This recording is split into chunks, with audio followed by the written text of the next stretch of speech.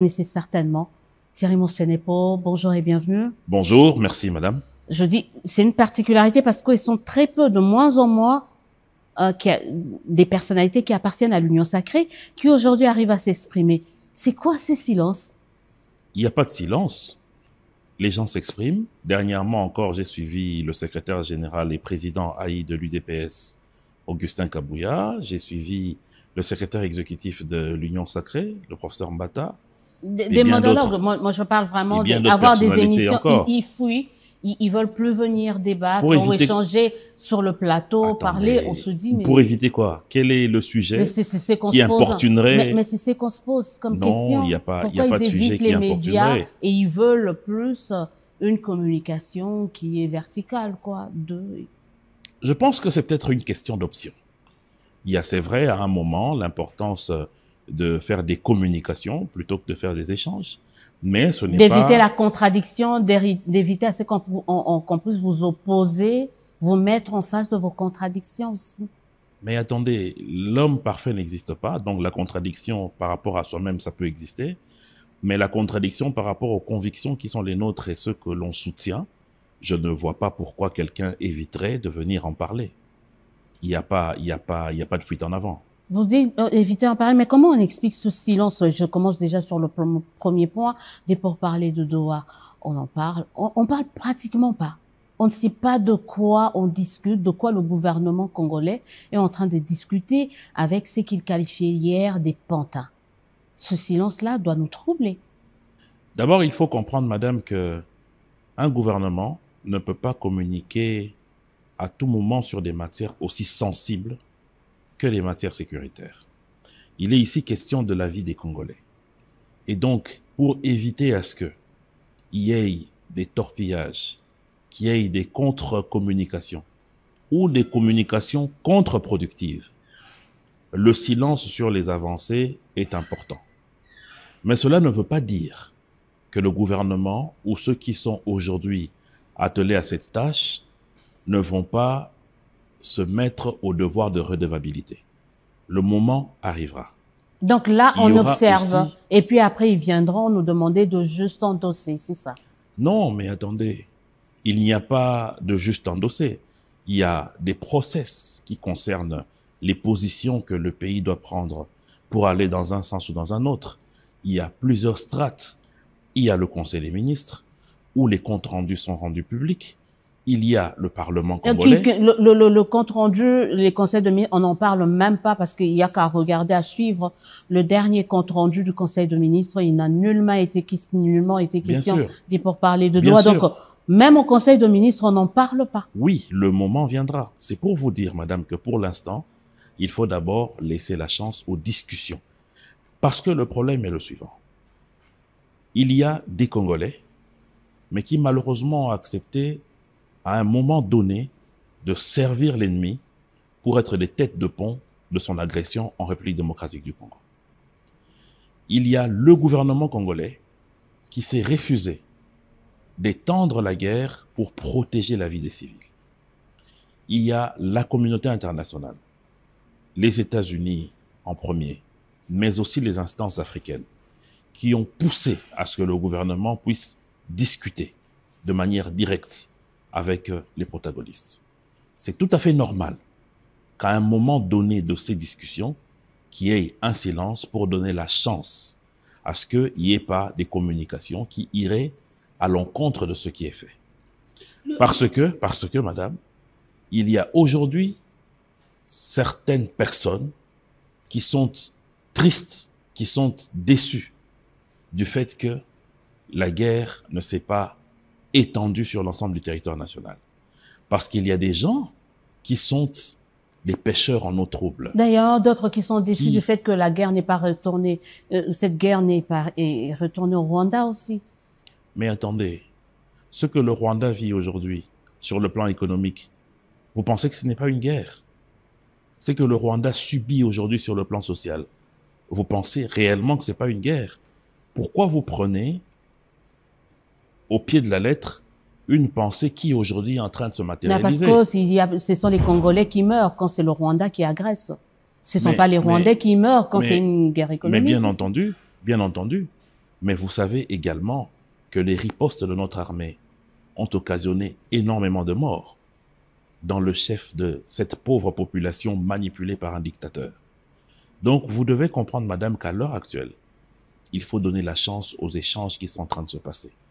Et si il y avait des communications qui disaient déjà qu'il y aurait des rencontres à Doha et qu'il y avait une action qui était menée aux États-Unis, les pêcheurs en eau trouble allaient tout faire pour faire en sorte que ça ne réussisse pas.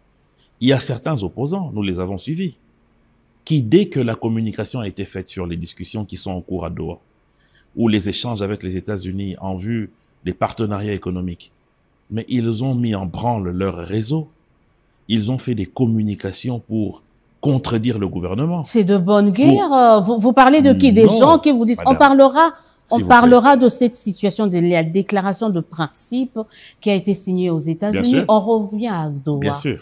Est-ce que ce silence-là ne cache pas la capitulation du gouvernement congolais? Si le gouvernement congolais devait capituler, il ne serait pas aujourd'hui en train de discuter. Est-ce que puisque les grandes puissances ont discuté avec l'Allemagne, ça signifie que ces grandes puissances, lors de la Deuxième Guerre mondiale, ont capitulé? Ne pensez pas que Winston Churchill ou Staline ou encore le président de Gaulle ont été de ceux qui ont capitulé face à l'Allemagne nazie. Donc, les discussions, c'est l'aboutissement de tout conflit. Donc, vous êtes en train de nous dire qu'on aurait pu éviter des milliers de morts en discutant bien avant quand les agresseurs occupaient Bunagana, Kasindi. On aurait pu faire ça. Bonne question, madame. Cette question doit être posée à cet agresseur qui est Paul Kagame, mais aussi à ses affidés. Parce que, justement, remontons à l'histoire. Lorsque le chef de l'État décide de mettre toute son énergie pour pacifier l'Est de la RDC, il commence par ouvrir des voies de discussion. Rappelez-vous de Nairobi, où le président a appelé tous ces groupes armés pour leur dire « Nous pouvons bâtir l'avenir ensemble dans notre pays ». Il y a de ceux qui ont accepté d'y aller et de ceux qui ont décidé d'aller reprendre les armes. Parce que leur maître à penser, il ne s'était jamais sévré de lui. Donc, cette question que vous posez devait être posée à ceux qui, aujourd'hui, ont pris les armes contre leur pays. Rappelez-vous d'ailleurs de la déclaration de Corneille Nangaa.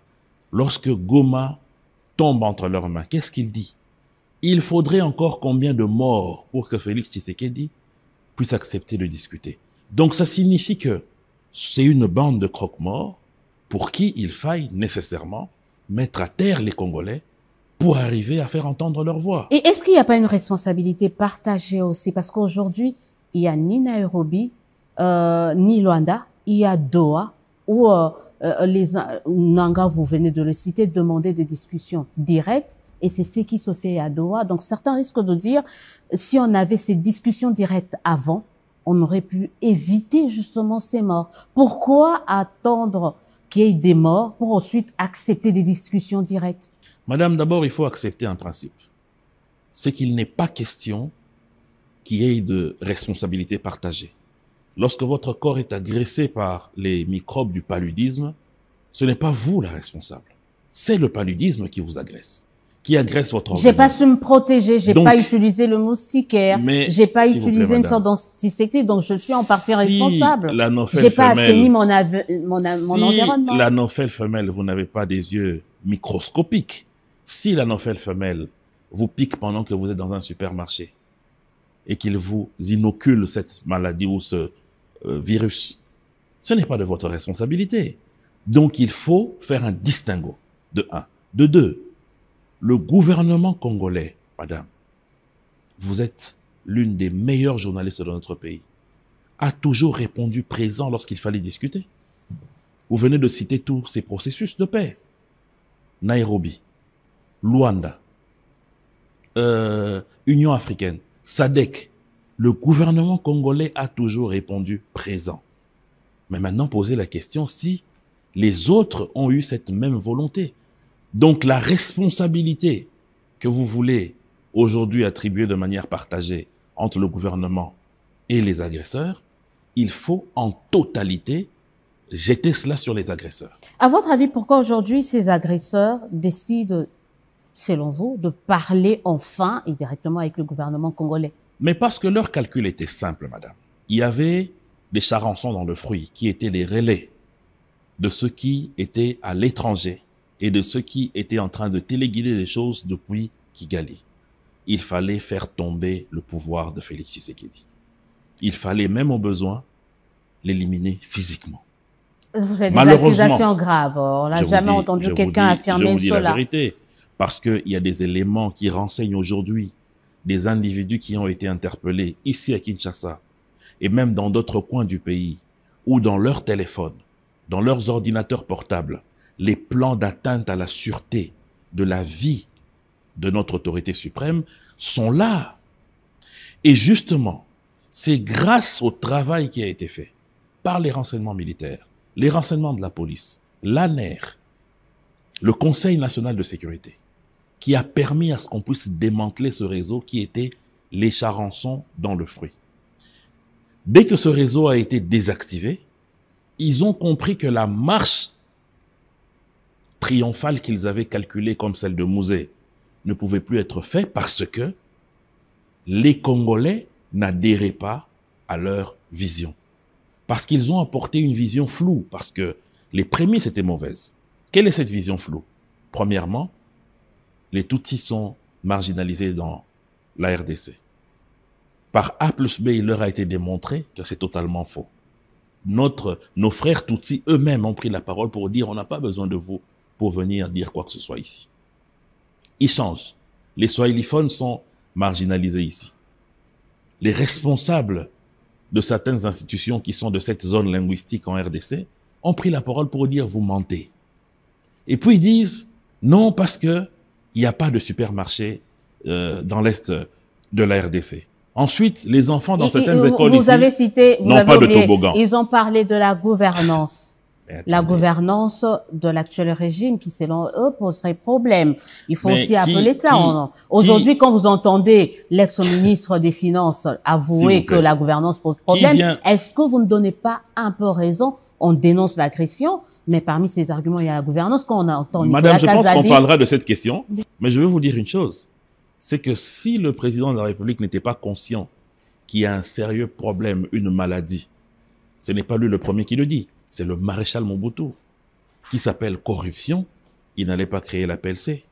Il n'allait pas créer, renforcer les pouvoirs de l'inspection générale de finances. Il n'allait pas créer le CNRF ou renforcer les pouvoirs du CNRF. Ça signifie que le président de la République, en prenant le pouvoir, a compris qu'il y avait un problème. Lui, au moins, a eu le courage de prendre ce problème à bras-le-corps. C'est un problème qui nous gangrène depuis la Deuxième République. Qu'il était censé résolver. Vous comprenez? Il était censé la question de la éviter qu'il y ait cette prolifération de détournement. Madame Élysée, la question de la corruption n'est pas une question qui ne touche que le chef de l'État. C'est comme un virus. Nous avons eu ici la Covid-19, ou le Covid, je n'ai jamais su quel est l'article défini qu'il faut utiliser. Mais généralement, vous allez vous rendre compte que le gouvernement fait un pas, mais la population fait le reste. Pour qu'on n'atteigne pas une masse critique, pour qu'il n'y ait pas de cluster. C'est la même chose avec la corruption. D'où l'idée du chef de l'État de sensibiliser. Donc, dire qu'il y a un problème de corruption, c'est connu. Il n'y a rien de nouveau. De gouvernance, le problème de gouvernance, de deniers publics, le problème, par ceux qui sont censés veiller sur ça. Non, mais attendez. Le fait de dire quelque chose ne signifie pas que cela est le cas. Combien de fois est-ce que dans nos livres, nous n'avons pas lu que dans certaines provinces de la RDC, les gens seraient des cannibales? Est-ce que c'est pour autant que cela est vrai? Donc, il y a un distinguo entre les faits et les dires. Donc, je reviens à vous dire que nos compatriotes qui ont servi de tête de pont à l'ennemi se sont rendus compte finalement que leur marche, leur plan ne pouvait plus avoir d'aboutissement. Et tout petit, ils sont revenus à la main tendue que depuis longtemps, le chef de l'État avait donné à tous les brebis égarés du pays. Et là, on peut dire merci Donald Trump. Non, on doit dire merci à notre gouvernement, merci à Vous notre savez armée. que s'il n'y avait pas une pression des États-Unis, on n'aurait pas assisté à ça. Madame, Donc on peut dire nous merci n'allons- l'émir du Qatar. nous n'allons jamais- Merci Donald Trump. Madame, ok. ne soyez pas si ingrate. N'oubliez pas que avant tout ce que vous citez là, il y a eu l'Angola, il y a eu l'Afrique du Sud, Ça n'a rien il y a eu donné. les pays de la SADC. Ça n'a Non, rien donné. ce sont des efforts. Les négociations, c'est un peu comme une eau qui est en train de créer un sillon dans le rocher. Ce n'est pas la première vague qu'il fait, c'est pas la deuxième, c'est peut-être la 5 ou la 6e. Mais ce sont les vagues premières qui ont permis à ce que la 6e puisse briser le rocher. C'est la même chose. Donc, il faut, au-delà de tout et avant de remercier quiconque, remercier nos forces armées. Parce que NIT était la résistance sur terrain. Si ces gens-là avaient évolué jusque dans la province orientale et dans le Grand Katanga, nous ne serions pas en train de parler ici aujourd'hui. Si ces gens-là avaient réussi par leurs agents à déstabiliser Kinshasa, comme ils avaient prévu, nous ne serions pas en train de parler ici. Donc c'est à ces gens-là, à nos services de sécurité, à notre armée, à notre gouvernement, à notre chef de l'État que nous devons d'abord dire merci. Ensuite, à nos partenaires. Ensuite, nos partenaires, on parle un peu, on essaye, hein. C'est vrai qu'on aimerait bien devenir cette petite souris pour essayer d'aller écouter les discussions. Mais à votre avis, quelle est la ligne rouge à ne pas franchir? Pas de brassage, pas de mixage, parce que ça a été l'élément déclencheur de la déstabilisation de notre armée. Puisque vous avez en ce moment-là quelqu'un comme... il y a un monsieur qui se filme souvent là, qui se fait passer pour un colonel dans les rangs de l'AFC, un certain William Ngoma. Vous prenez une personne comme ça qui n'est ni breveté d'état-major militaire, ni breveté d'administration militaire, et qu'à cause des accords, demain, il va se retrouver chef d'état-major adjoint. Une personne comme ça, devant une agression, devant une armée, devant une guerre, il va détaler. C'est plus un beau parleur qu'un militaire. Et pendant plusieurs années, il y a eu comme ça des individus qui n'ont rien à voir avec l'art de la guerre, qui sont devenus officiers, responsables des grands pans de sécurité de notre pays, et qui sont devenus le ventre mou de notre armée. Il faut que ça s'arrête. Quelle est la concession que le gouvernement congolais peut accorder aux agresseurs, aux rebelles? Généralement, je ne dis pas que c'est le cas, mais généralement, l'histoire renseigne que dans la plupart des négociations pareilles, il y a des amnisties.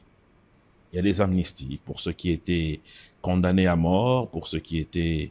Ça a été bloqué. Je crois qu'il y a une loi à l'Assemblée nationale.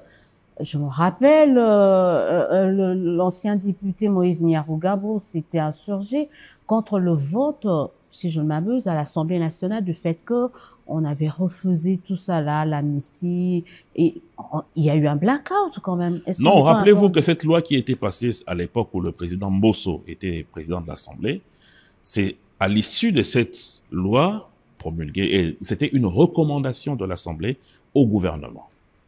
Donc, à l'époque, le député Moïse Nyarugabo s'était insurgé.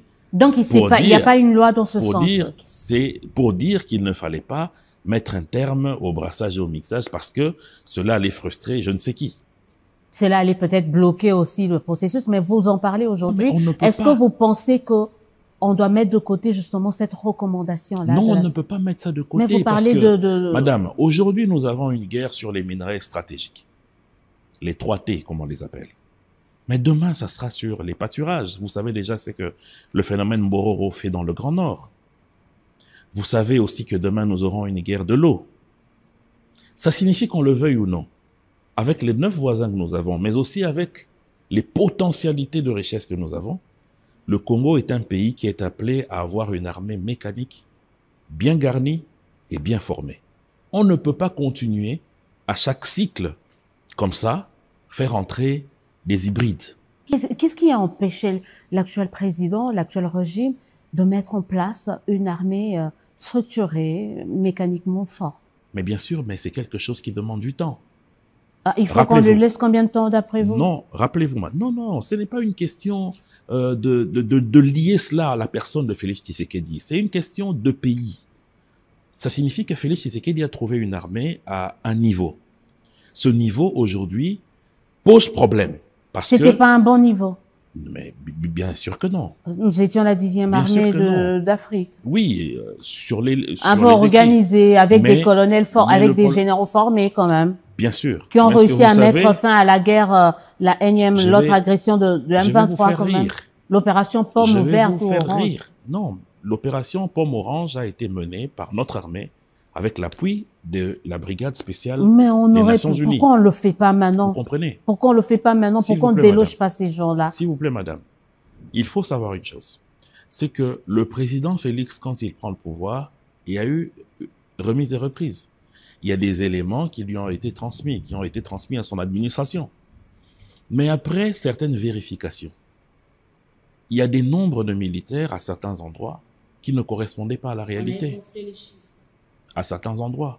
Sans compter le fait qu'il y avait même des problèmes liés à l'âge de certains militaires, qui malheureusement avaient atteint l'âge de la retraite, qui ne pouvaient plus utiliser tout ce qu'il faut comme artillerie, comme nouveauté qu'il y a dans l'armée. Et le président a commencé par des formations. Je connais personnellement des jeunes qui sont allés être formés au Maroc notamment. La loi sur la programmation militaire, c'est des éléments qui vont, à moyen terme, permettre à ce que nous puissions avoir une armée réellement mécanisée. Donc, les recrutements qui sont aujourd'hui portés par la plupart d'entre nous. qui est fait aussi à l'emporte-pièce, tout le monde devient recruteur pour l'armée, un ministre de transport. C'est une question de recrute, mobilisation. Mais tout le monde recrute, quoi. Ce ne sont pas des Congolais? Ça se passe comme ça pour une armée qui se veut sérieuse? Mais attendez, le problème est... On y met du sérieux même dans le recrutement déjà. Madame, le problème est celui-ci.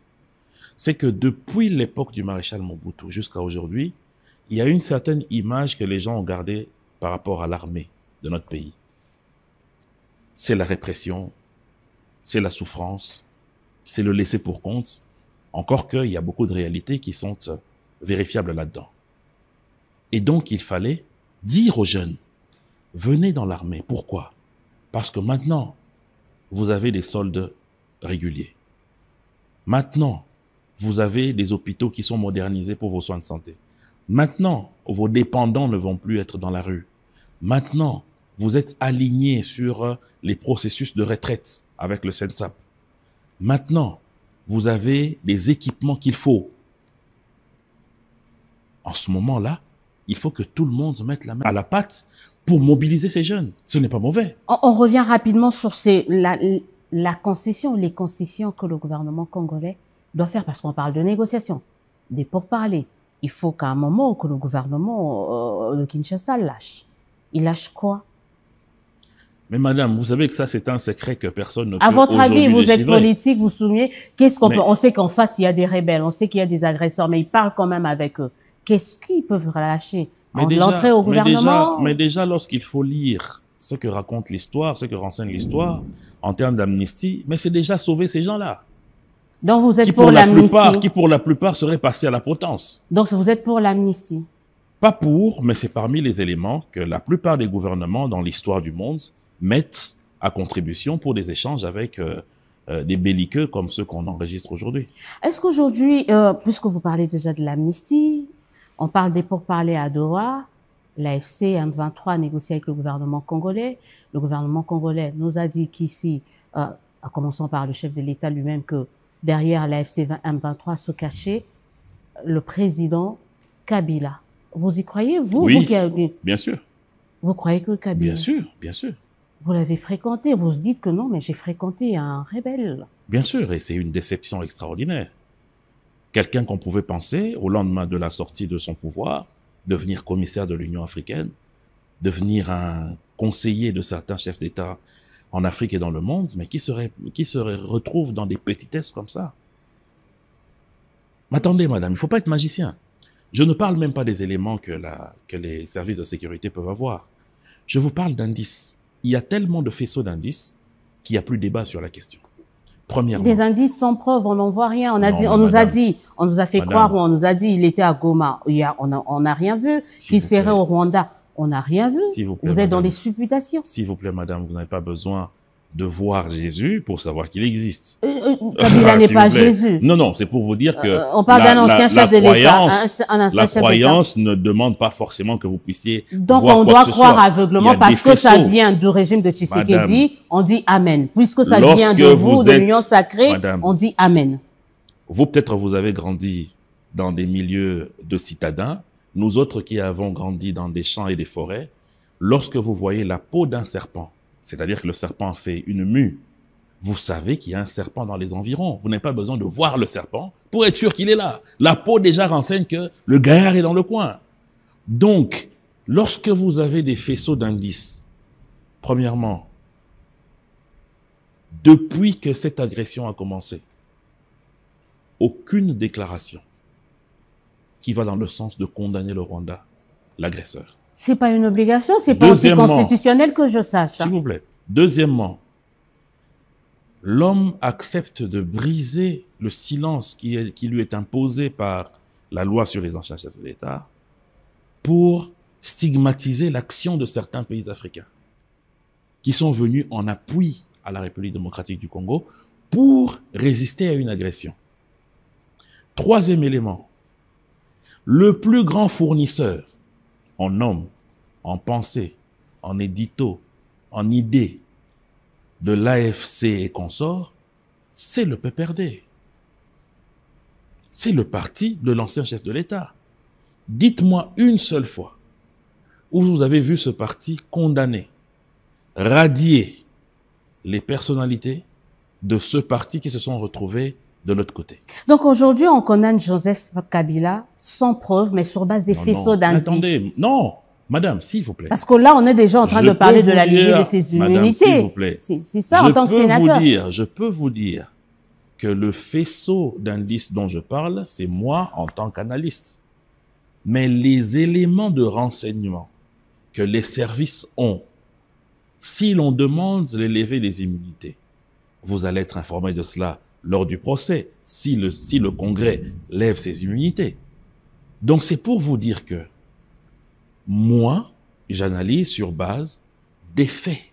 Mais vous êtes déjà convaincu au regard de ce que vous analysez. Pour vous, Kabila a trahi, Kabila est un, entre guillemets, terroriste, Kabila est un rebelle qui s'est attaqué à sa nation. Tous ceux qui se sont mis ensemble avec ceux qui ont fait le carnage de Goma, ce sont des terroristes. En pensée, en action et en parole. Mais certains vont bénéficier de l'amnistie. Pourquoi pas, entre guillemets, on ne met pas la charge. Mais justement, pourquoi, d'un côté, on ne dit pas que ça va se faire, mais on suppose au regard de l'histoire de notre pays que certains bénéficieront certainement d'une amnistie. Donc, pourquoi continuer de poursuivre ou de vouloir la levée des immunités des gens ou condamner des personnes qui après vont être amnistiées? Madame, le Fils de Dieu lui-même, Jésus-Christ, était à Golgotha avec deux individus, dont l'un a reconnu ses fautes.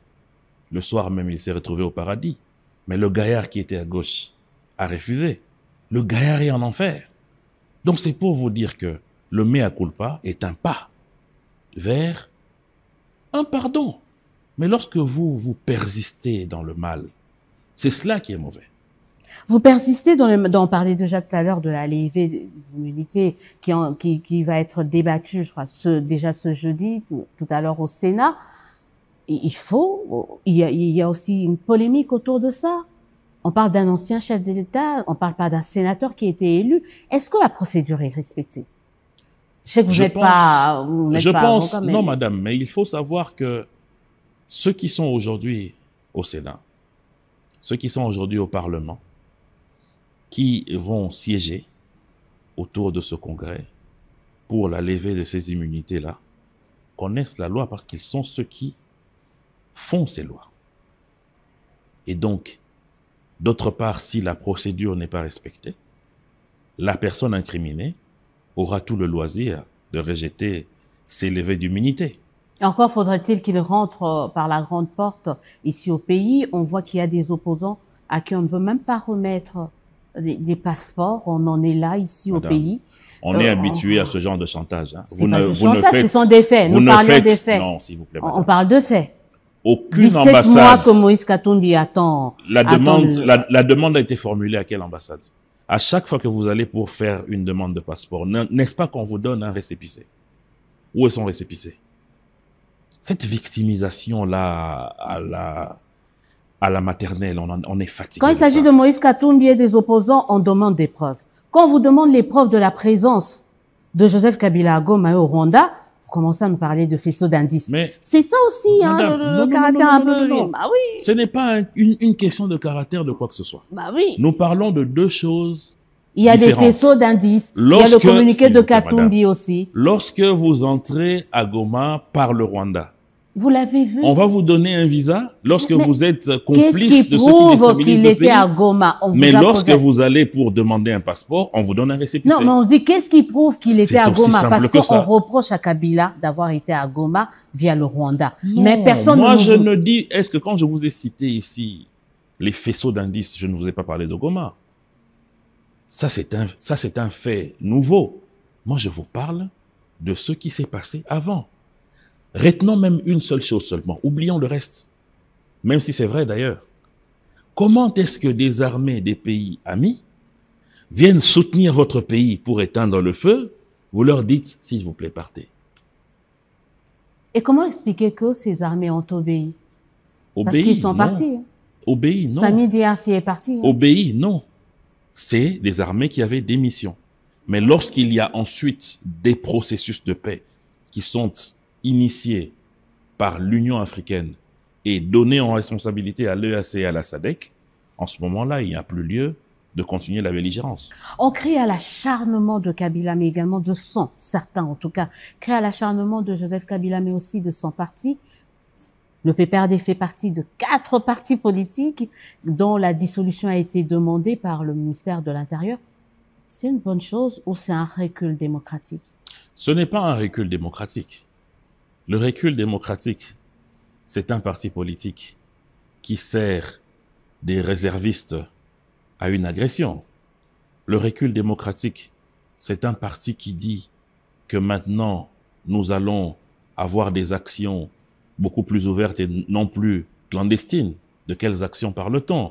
Le recul démocratique, c'est un parti à qui on dit, on vous interdit de vrai, venez discuter avec le ministère de l'Intérieur, mais vous narguez l'autorité et vous dites qu'on s'en fout des décisions de mesures conservatoires prises par le ministère de l'Intérieur parce que nous, on est dans notre République, nous, on fait ce qu'on veut. C'est cela le recul démocratique.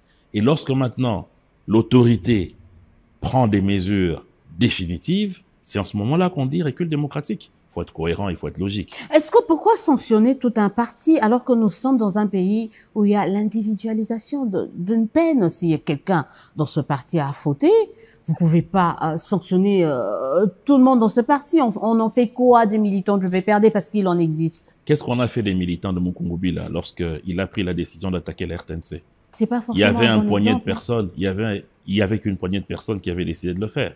Mais c'est tout son parti et même son église qui a été suspendu, vilipendé, fermé, ostracisé, et tout ce qui en passe. Mais est-ce que c'était la bonne méthode dans un pays où on prône, où la loi exige l'individualisation? Dans tous les pays, un mouvement qui ne rentre pas dans ce qui est prévu par la loi, un mouvement qui individuellement ou de manière collégiale se comporte de manière à ce que il trouble l'ordre public de manière récurrente et qu'il viole les textes que ce même regroupement, ce même parti politique ou cette même plateforme avait adhéré en signant, est appelé à subir les rigueurs de la loi, malheureusement. C'est cela la démocratie. Parmi le PPR, au-delà du PPRD, il y a 3 autres partis politiques, l'UPC de Thomas Lubanga, qui à un moment était avec le chef de l'État, quand même. Bien sûr.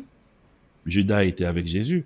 Ça n'a pas empêché qu'il ait trahi. On retrouve autour du président beaucoup de Judas, quand même.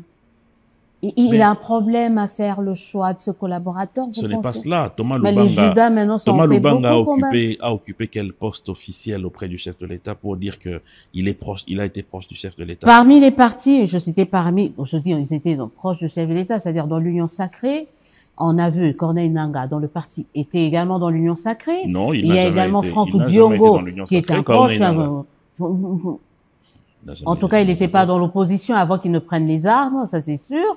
Donc, comment moi, je sais qu'il a toujours été dans l'opposition, d'une manière ou d'une autre. En tout cas. Mais quelle opposition? L'opposition des mines, pas l'opposition idéologique. Qu'est-ce que vous entendez par l'opposition des mines? Ben, je m'oppose à vous parce que vous avez pris mes mines. C'est cela l'idéologie de Corneille Nangaa. Il s'en fout des Congolais. Vous avez pris mes mines dans la province de l'Ituri, je vous fais la guerre. Donc vous pensez, on n'allait pas, on ne prendrait pas ces mines, on n'aurait pas cette guerre. Mais on n'aurait pas pris ces mines. Il serait resté président de la CENI. Il serait resté Dieu Tout-Puissant. Il allait être content. Mais dès qu'on dit, tu as des mines, viens prouver au cadastre minier que vous avez les titres. Vous avez été président de la CENI, il faut dégager parce que le mandat est terminé. Et voilà que l'homme devient opposant. C'est cela la réalité. Donc, on parle en réalité d'un aigri. On parle la réalité. Là, vous faites allusion à Corneille Nangaa. Donc, on rappelle aux téléspectateurs qui nous suivent 4 partis ici en République démocratique. Dont MLP de Franck dont Diongo. MLP. Également, je l'ai parlé justement de Franck Diongo aujourd'hui. Pourquoi Diongo? Mais madame. Pourquoi le MLP? Mais madame, ça tombe dans le sens. Franck Diongo a pris, et lui et son mouvement, il les a emmenés à Kigali. Vous ne brandissez toujours pas de preuves, hein? Moi, j'aime bien. Vous ne brandissez toujours pas de preuves, c'est ça À un aussi. moment, je risque de penser que vous ne vivez pas avec nous. Non, mais vous êtes dans les supputations, les pensées, dans les faisceaux d'indices, mais sans preuve. S'il vous plaît, pour Franck Diongo, c'est même plus des faisceaux d'indices, c'est des faits. Il l'a dit lui-même. Il le déclare qu'il faut décapiter le pouvoir. Il n'y a rien de démocratique dans ce qui sort de sa bouche. D'ailleurs, en parlant de démocratie, est-ce que Franck Diongo peut connaître la démocratie? On était avec lui tous candidats ici à Lukunga. J'ai des images où il vilipende mes affiches, comme si mes affiches le narguaient lui. Parce qu'il avait, dans le quartier Cuba ici à ma campagne, érigé une zone où c'était la zone de Franck Diongo. Mais déjà avec ces gestes-là, ça prouve que pour lui la démocratie n'existe pas. Un monsieur comme ça devient président, MLP devient parti-État. On lève les immunités de uns où on est en procédure, en processus de lever les immunités des uns par-ci, on bloque les passeports des autres par-là, on a bloqué le passeport de personne, madame. Les partis politiques. La victimisation de nos opposants est connue. Est-ce qu'aujourd'hui, la cohésion est encore possible quand on regarde ce dont les opposants sont en train de subir ici au pays? Vous venez de citer 10 cas. À ce que je sache, madame, nous sommes 120 millions de Congolais. Si vous devez vraiment lier la cohésion nationale à ces 10 individus qui, du reste, sont des négationnistes, sont des experts, mais pour eux, rien n'est bon. Rien n'est bon. Parce que vous pensez que qu'est-ce qui est bon au pays actuellement? Non, c'est une question. Qu'est-ce qui est bon? Ils disent qu'il n'y a pas quelque chose de bon. Vous dites qu'il y a des choses bonnes. Okay. Qu'est-ce qui est bon au pays? Vous leur parlez de la gratuité de l'enseignement, pour eux, ça n'existe pas.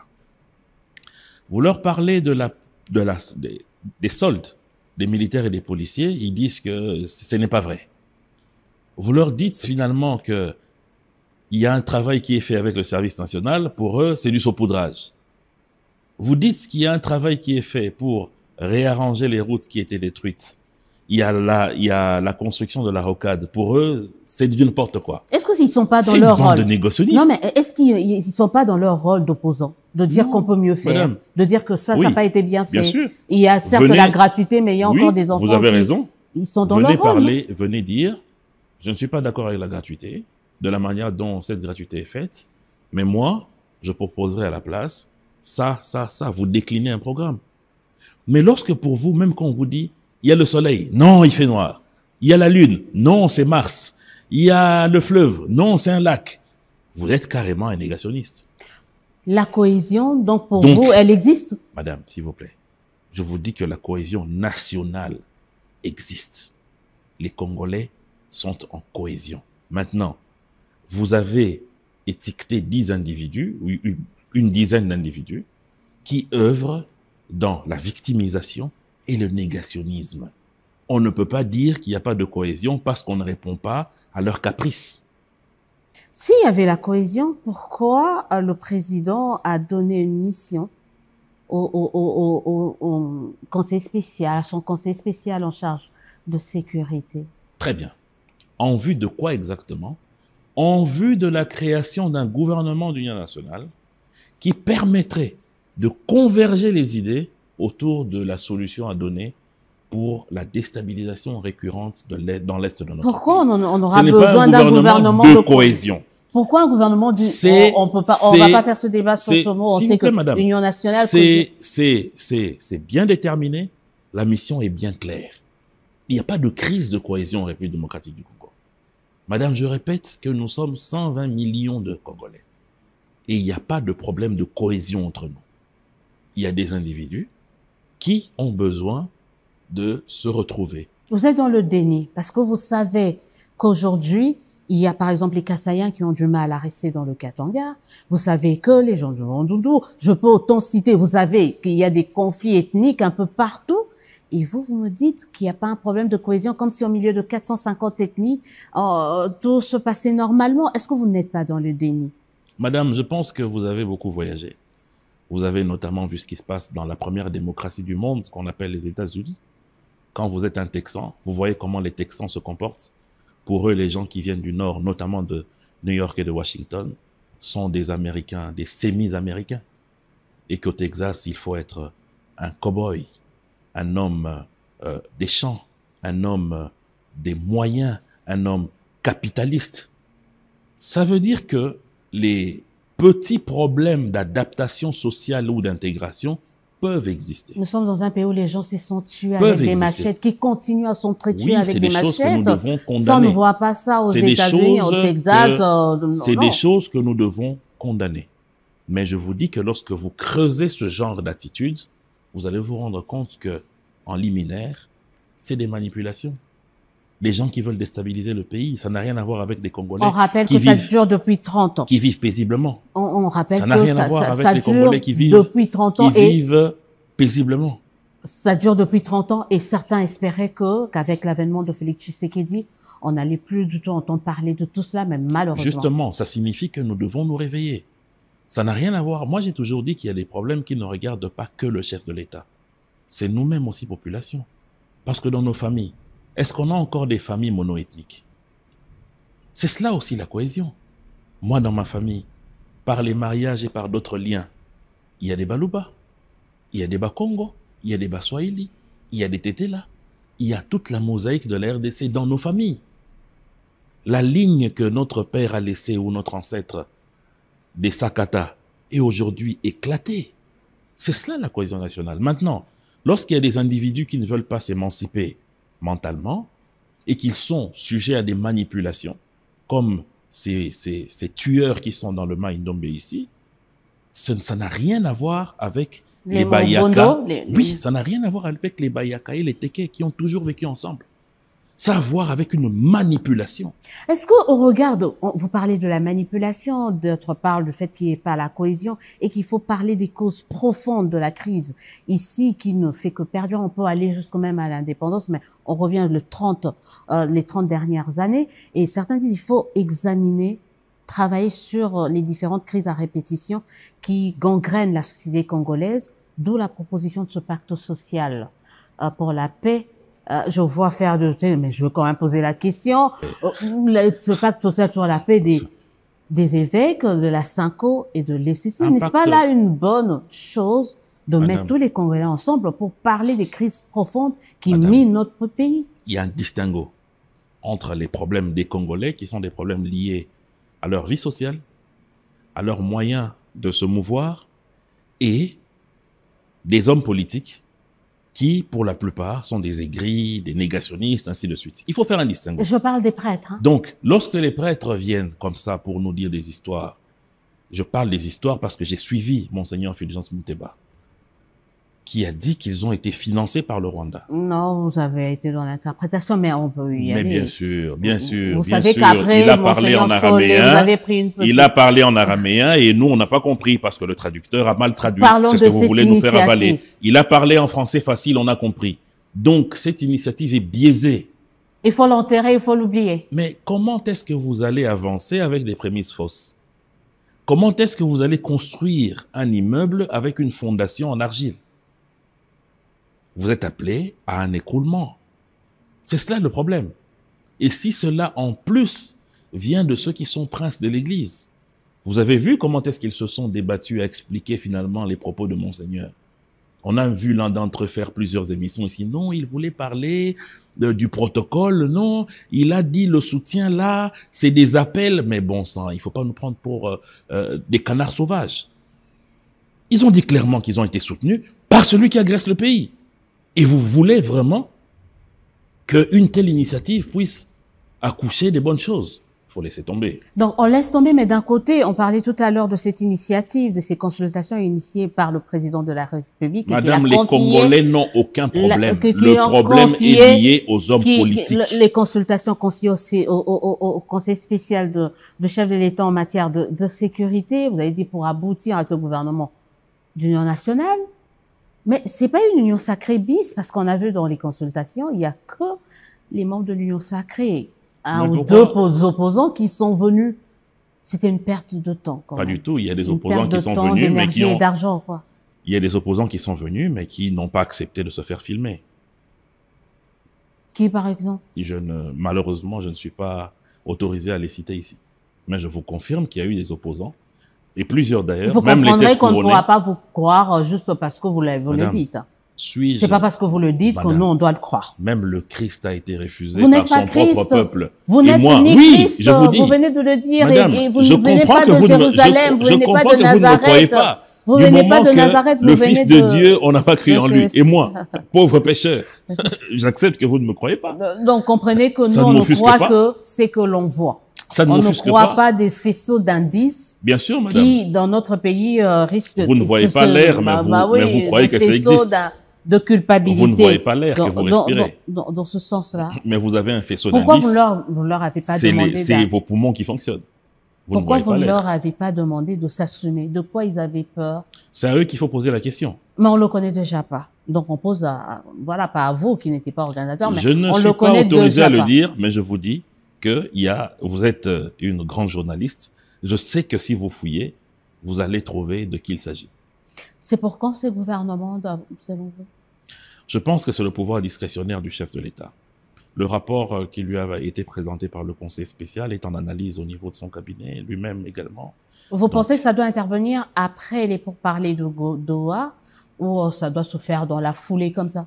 Je ne sais pas, madame, si c'est... Non, je parle à un analyste. D'après vous, il faut attendre les pourparlers de Doha, ou il faut le faire avant?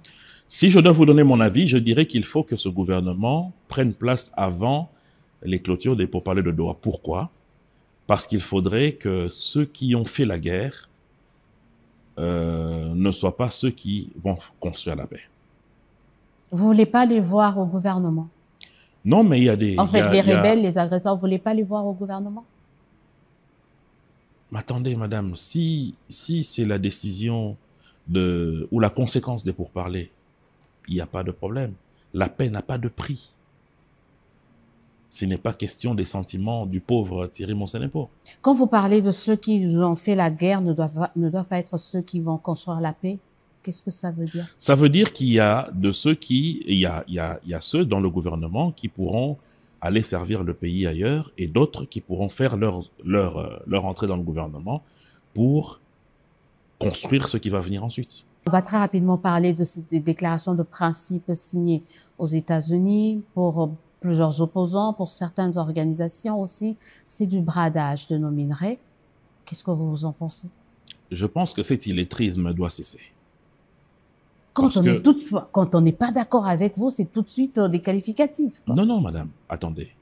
Il y a eu une version française de cet accord, de ces déclarations de principe. Encore que c'est des déclarations de principe. À la base, dans le monde des affaires, on dirait c'est des deal mémos.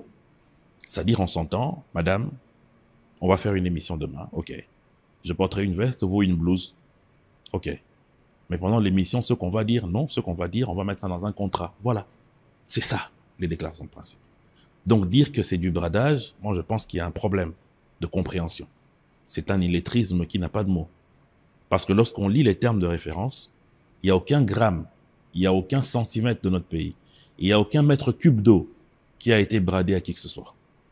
Donc, c'est une invention pour déstabiliser un plan qui vient contredire le plan que eux ils avaient de déstabiliser le pouvoir démocratiquement installé en République démocratique du Congo. Il n'y a que ça. Et il y a que ça. Est-ce que vous pensez, certains sont en train de dire Tshisekedi a réussi juste à sauver son pouvoir et à livrer le pays? Mais madame, moi je me tire les cheveux à comprendre ceux qui disent que le président de la République a livré le pays. Il a livré quelle partie du pays? Il a livré où et il a livré à qui? Lorsqu'il s'agit de travailler avec les États-Unis pour des minerais stratégiques, où est cette cession du pays qui a été réalisée? Lorsqu'on dit que Tshisekedi a réussi à sauver son pouvoir, c'est-à-dire quoi sauver son pouvoir? Parce qu'il a été élu par des Congolais. Il est là par le fait d'une élection des Congolais. Mais il s'est assuré la protection de la première puissance mondiale, ils disent certains. Mais attendez, vous avez vu des Marines venir ici et remplacer les Moura qui sont autour du chef de l'État? Vous avez vu des Marines venir ici et investir le camp Tchatchi ou le camp Kokolo pour dire que finalement les États-Unis sont venus Mais en nous tout cas, protéger? on a vu l'avancée des rebelles être stoppée par une simple pression américaine. Mais pourquoi pas? Si nous avons des amis qui pensent comme nous qu'il faille éviter la mort des Congolais, il n'y a pas de problème. Mais dire que le chef de l'État a bradé nos richesses, mais qui a parlé des richesses là-bas? Qui a signé un contrat de cession? On annonce une signature justement de ces différents contrats entre la RDC et le Rwanda en présence du président américain. Certainement qu'il y aura beaucoup de chefs d'État aussi africains à Washington d'ici le mois de juillet, sauf imprévu. Est-ce qu'on doit procéder de la même manière qu'on procède avec les pourparlers de Doha, c'est-à-dire un peu en catimini, diront certains, ou est-ce qu'on doit jouer la carte de la transparence pour que chaque Congolais puisse savoir effectivement ce qui va être signé pour que des années plus tard, qu'on ne puisse pas dire qu'on a eu à signer justement un contrat Léona ou à parler Je ne vois pas le gouvernement signer un contrat en catimini. Pour quelle raison? Pour gagner quoi? C'est un contrat qui En tout cas, il y a des pourparlers qui se font en catimini. Oui, vous parlez bien des pourparlers.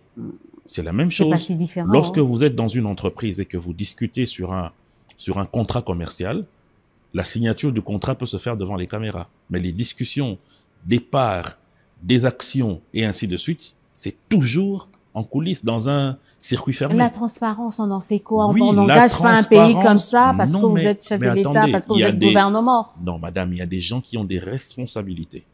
Leurs responsabilités, bien sûr, ne leur donnent pas le droit d'aller au-delà de ce que la loi ou le pays reconnaît au travers les ministères qu'ils occupent.